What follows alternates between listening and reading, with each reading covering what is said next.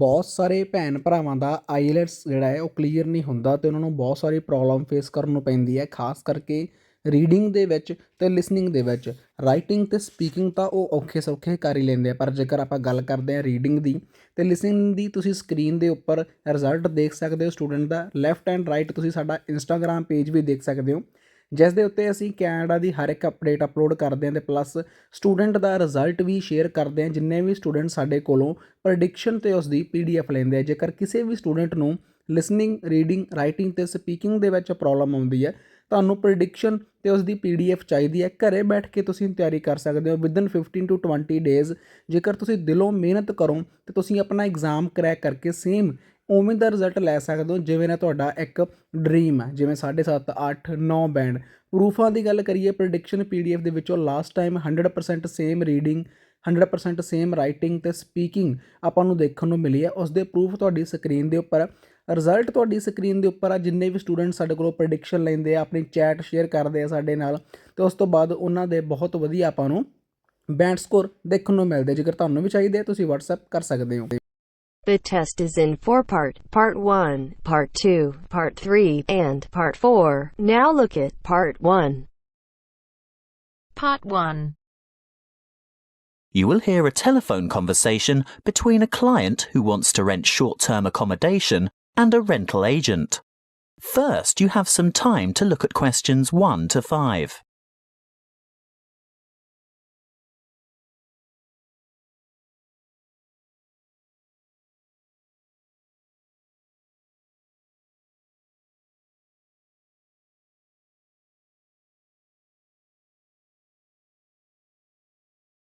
Now we shall begin. You should answer the questions as you listen, because you will not hear the recording a second time. Listen carefully and answer questions 1 to 5. Good morning. Ace Accommodation. How can I help you? Good morning. I'd like to organise some short stay accommodation on the Gold Coast, please. Certainly. Who am I speaking to? Miss McKinley. Sylvia McKinley. Could you spell your family name for me, please? It's MacKinlay. Thank you. And your first name is Sylvia? Yes. Is that with an I or a Y? A Y, the old-fashioned way. That's SYLVIA. Thank you, Miss McKinley. Now, just for our records, can you tell me what country you live in? Of course. It's England, actually. I thought so. Now, when are you coming? Well, at the moment, we're planning on arriving on July the 26th. Oh, the 25th. That's the last day of the public holiday, and it might be difficult to find something available on that date. No, we're coming on the 26th of July. Oh, well, that's fine then. We'll have lots of good places vacant by then, although you wouldn't be able to move in until late afternoon because our cleaning crew will need time to get everything ready for you. That suits us. Our flight won't get in until early evening anyway. How many of you will there be? Just my sister and myself. And how long do you intend to stay for? Oh, only a couple of weeks. We'd like to stay longer, but we'll have to get back to work. So, you're not coming on business then? No, it's just a holiday. Why? What difference does that make? Oh, you'd be surprised. Business people have different needs. You know, wireless internet, even fax machines and photocopiers. No, we won't need any of that stuff. We'll be coming to relax and get away from all that kind of thing.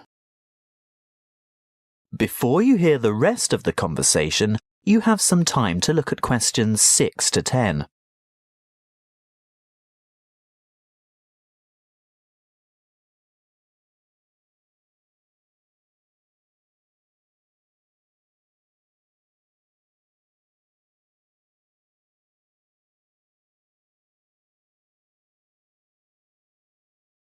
Now listen and answer questions 6 to 10. Good. Now, what exactly are you looking for? A house, a duplex, or an apartment? What's a duplex? Oh, that's what you might call a townhouse or a unit. You know, two houses semi-detached on the same property. Oh, I see. I think an apartment will suit us just fine. And how many bedrooms? 2. 1 or 2, it depends on the size. My sister and I don't mind sharing if it's a decent-sized bedroom with 2 beds. Well, that makes it easier. And car parking? Will you require a lock-up garage? They're a little harder to find with an apartment. We'll have a hire car, and as far as I know, there are no regulations concerning car parking. I think as long as it's not parked on the street and it's secure, there shouldn't be any problems. OK.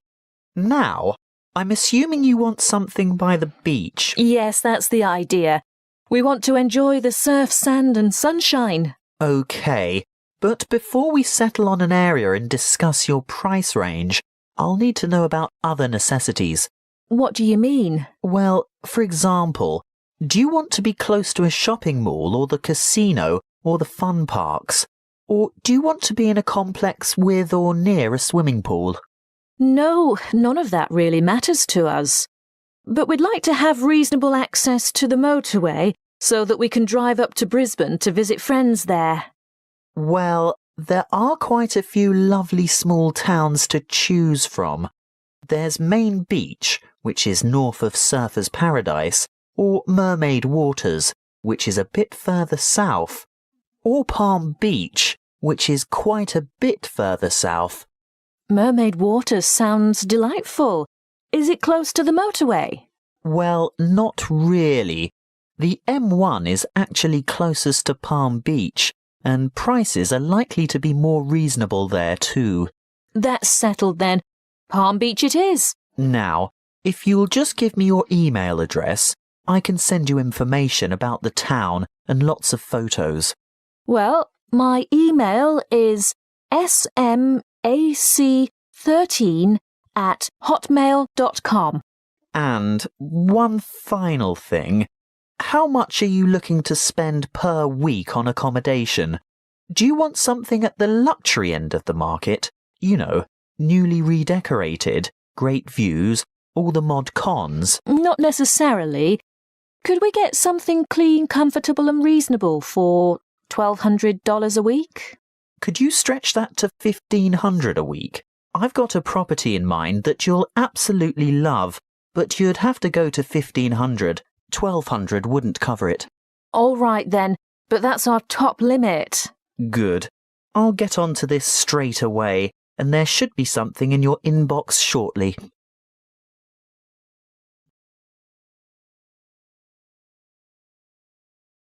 That is the end of part 1. You now have half a minute to check your answers.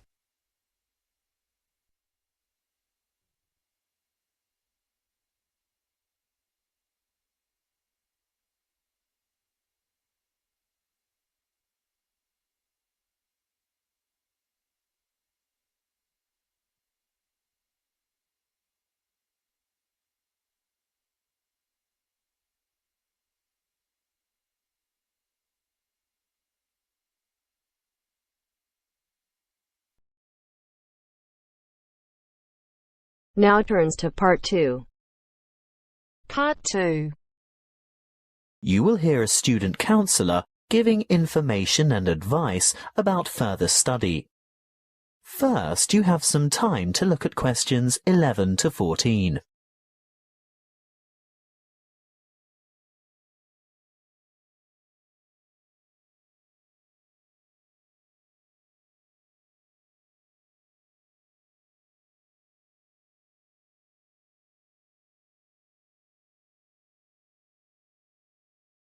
Listen carefully and answer questions 11 to 14. Are you thinking about further study? Well, listen to this before you make a decision. It will help you decide if going on to tertiary study is right for you, and it will help you make good decisions for the right reasons. It includes information about student life, what it will cost, and the different ways you can support yourself. What should you think about first? Well, obviously, you're thinking about tertiary study, and it's one of the biggest decisions you'll make in your life. What you decide now will affect the rest of your life. It's the last year of high school for most of you, and you're busy and under pressure. Perhaps you're thinking of going abroad, getting a job, or working for just a year or two to save some money before getting back to study. Let's assume you're choosing to continue studying next year. It's important that you set yourself goals and plan how you're going to achieve them. First off, career goals.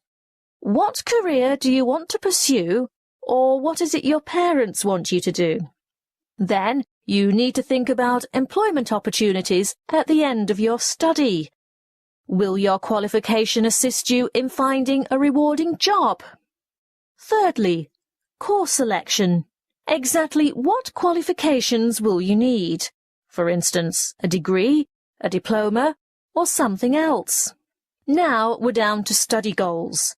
The number of papers you can study at a time, and what sort of grades you would like to attain. Before you hear the rest of the talk, you have some time to look at questions 15 to 20.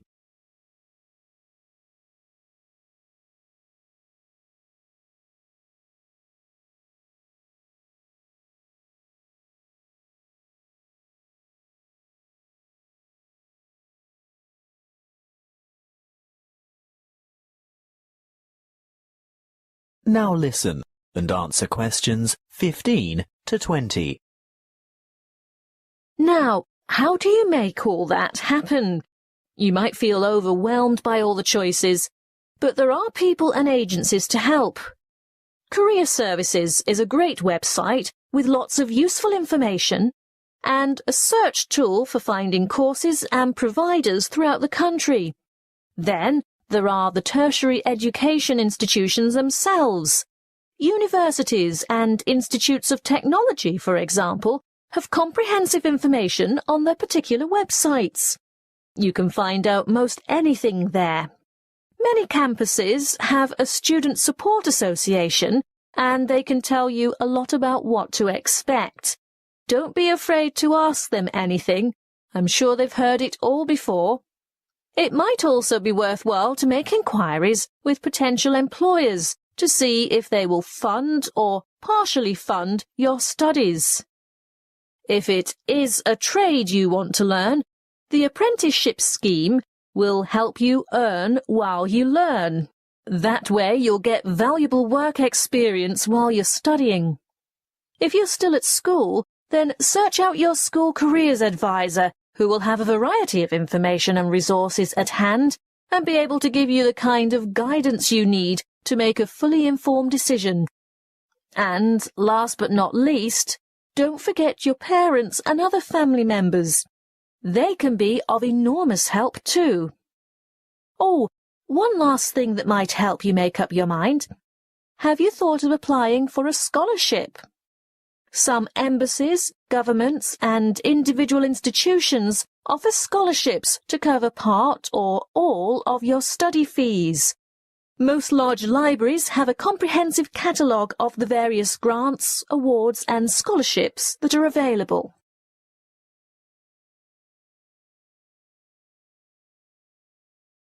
That is the end of part 2.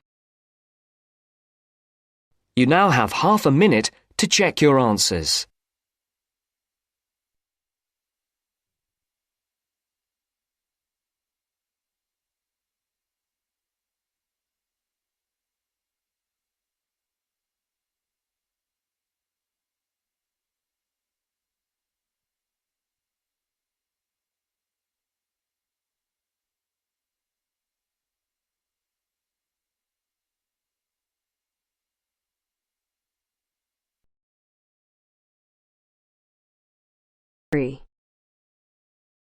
Part 3. You will hear a conversation between a lecturer and a psychology student asking for advice about research methods. First, you have some time to look at questions 21 to 25.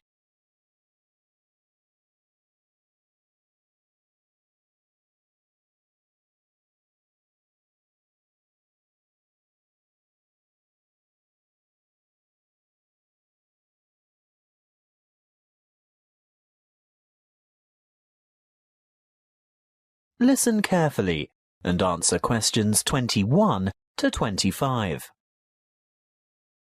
Good morning. Now, what is it you want to discuss today? Good morning, Dr. Reed. This assignment you've given us is the first psychology experiment I've had to do, and I'm not sure where to begin or which steps to take. Well, conducting your first psychology experiment can be quite a complicated and confusing process, but just remember that like other sciences, psychology uses the scientific method and bases its conclusions upon empirical evidence. What do you mean by empirical evidence? Well, empirical evidence is established by observation rather than theory. And the scientific method? Oh, yes. When conducting an experiment, you need to follow a few basic steps.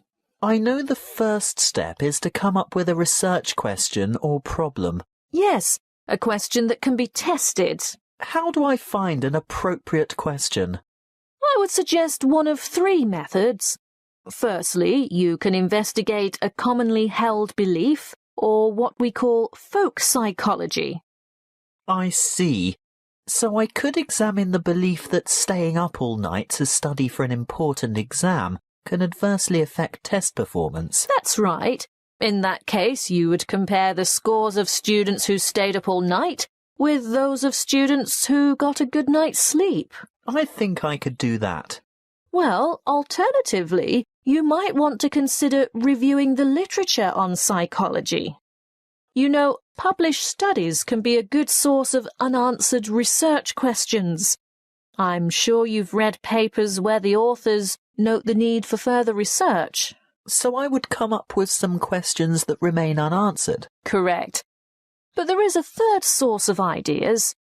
Just think about everyday problems and then consider how you could investigate potential solutions. Okay. Perhaps I could study various memorization strategies to find out which are the most effective. That's the idea.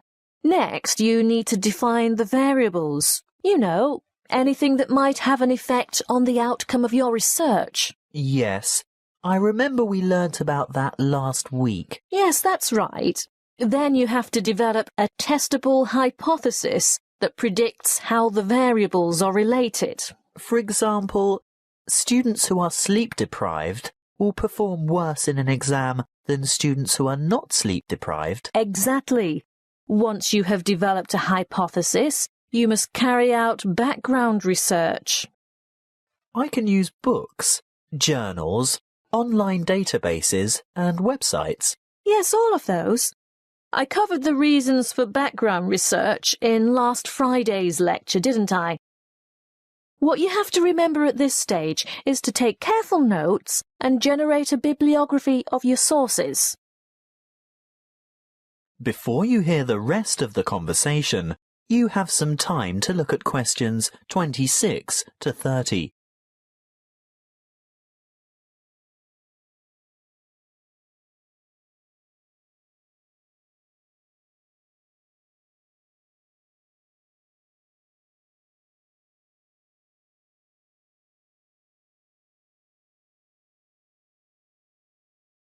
Now listen and answer questions 26 to 30. OK, I've got that. Then I'm ready to develop an experimental design. Well, again, you have a choice. There are three basic designs, and each has its own strengths and weaknesses.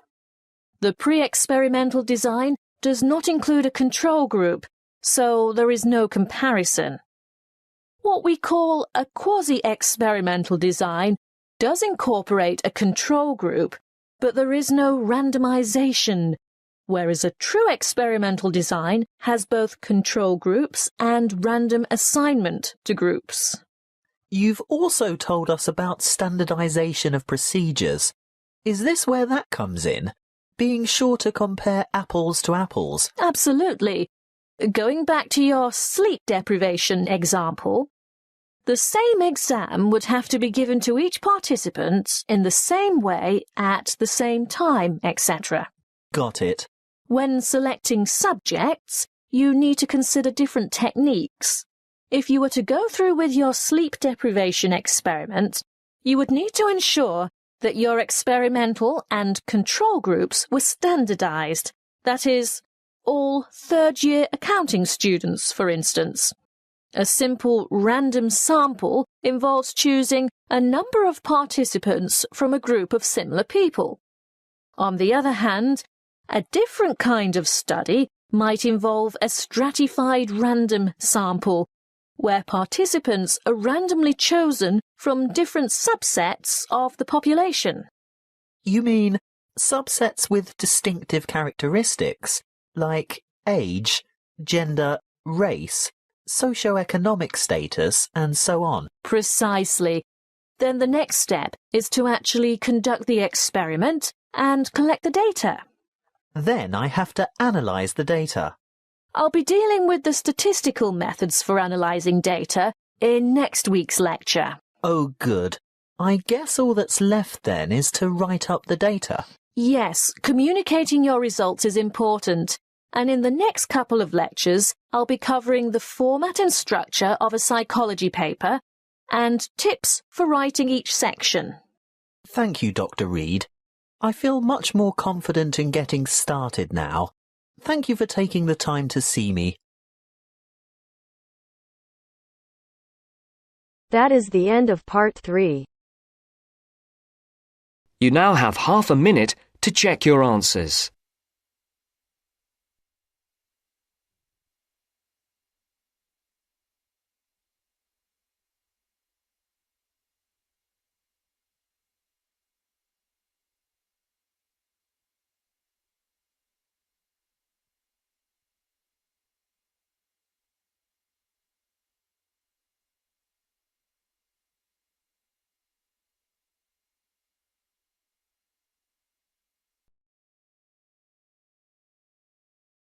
Now turns to part 4.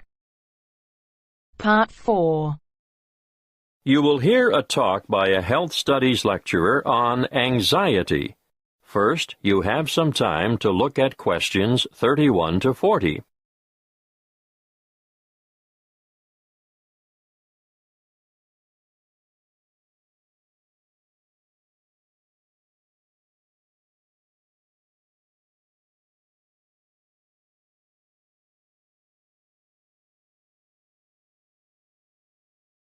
Listen carefully and answer questions 31 to 40. My talk today is on anxiety. Anxiety is something you've all experienced at some time in your life, so you'll know that it's an emotional condition in which feelings of dread, fear, and mental agitation predominate. However, what we call an anxiety state, or anxiety neurosis, or phobic state, they all mean the same thing, is characterized by anxiety reactions far greater than those normally expected for the circumstances, and these reactions may be severe and prolonged. This is the most common form of neurosis in westernized countries. Usually, normal anxiety decreases with repeated exposure to the feared situation, whereas a neurotic anxiety tends to increase. Gradually, the person is inclined to avoid the feared situation and views it with increasing dread. Sometimes there may be an inherited tendency for this, but usually environmental issues are more important. The individual may have been a worrier throughout life, and a stressful condition, just before symptoms set in, is common. Often there is a gradual build-up of anxiety, possibly for weeks or months, before the ultimate break occurs.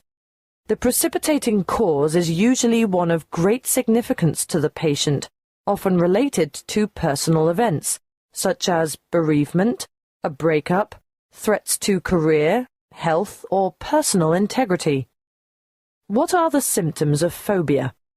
Well, phobic states often develop into severe, crippling challenges that can be very difficult to overcome.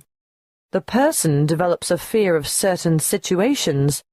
It's not uncommon to have one or more of these present at the same time. I'm going to name some frequent phobias and give you a description of their symptoms. Let's start with agoraphobia, which is when the person has an intense anxiety about venturing outside the safety of the normal home surroundings. It may be impossible for this person to ever go out alone. Their fear of public or open spaces is completely irrational, and they often end up leading very secluded lives. Claustrophobia, on the other hand, is a morbid fear of closed-in areas or places. If you see me taking the stairs instead of the lift, think about it. Am I trying to get more exercise, or am I trying to avoid the confined interior of the lift? And I'm sure you all know people who are afraid of flying. Sometimes it's the fear of being enclosed in the aeroplane itself, and you can imagine how the cramped confines of airline toilets are really bad news for these sufferers. Now I'll move on to discuss social phobia, which, believe it or not, is more common in men. It's an acute anxiety that develops when they are in the presence of others. They feel self-conscious, apprehensive, and embarrassed. If attention, real or imagined, is focused on the sufferer, he becomes uneasy and may blush, stammer, or stutter. Some sufferers even develop tremors, shaking or trembling movements of a part or parts of the body. Or another very common sign of their extreme discomfort is that they perspire profusely on their palms, under their arms, or on their feet. That brings me to the last one that I want to mention today, and that is single phobia. And no, it's not a fear of lifelong bachelorhood. This one is actually precipitated by an acute aversion to dogs, cats, spiders. You may have heard of the term arachnophobia. Well, it applies specifically to spiders, but any single thing can basically cause a strong aversion. Snakes, frogs, mice, or rats, for instance. I can assure you the list is unlimited. You name it, and someone is sure to have a phobia about it.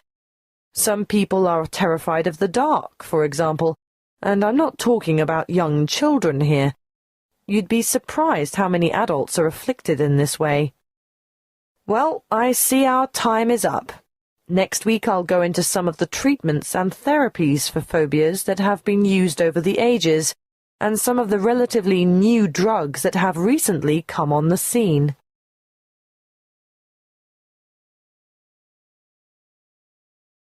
That is the end of part 4. You now have half a minute to check your answers.